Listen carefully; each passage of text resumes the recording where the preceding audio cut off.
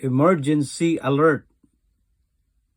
Port St. John RCMP have issued an Amber Alert. The abduction male child, Liam Bellamy, 4 years old, 4 feet tall, dark brown, black hair, brown eyes. The abducted female child, Myra Bellamy, 10 months old, 2 feet tall, light hair, blue hazel eyes.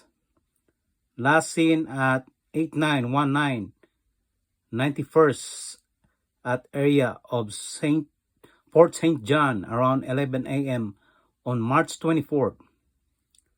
The suspect is Jason Delarempo, 5 feet 11 inches, balding light brown hair, open wears hat, tongue has a light brown reddish mustache, goatee with blue eyes, possibly traveling with 2004 olive green Jeep Grand Cherokee BC license plate. Hotel Tango 184 Alpha. Do not approach. Call 911. So this is Canada.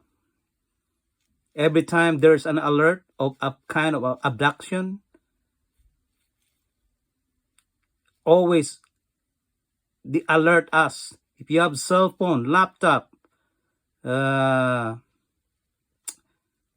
iPad, they put that one on alert.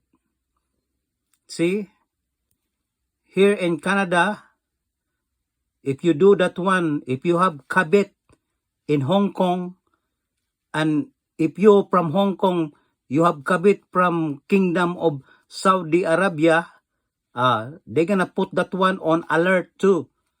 So Canada is different. Okay?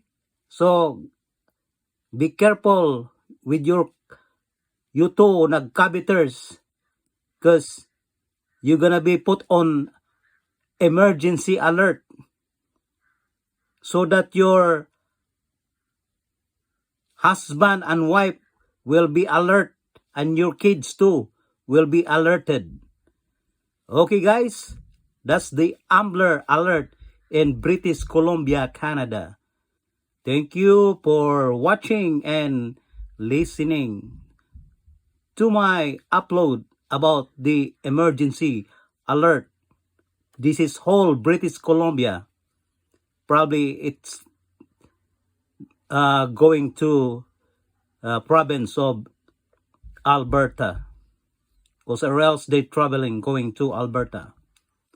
All right guys, thank you and see you on my next upload. Be careful, kabiters. Okay, bye.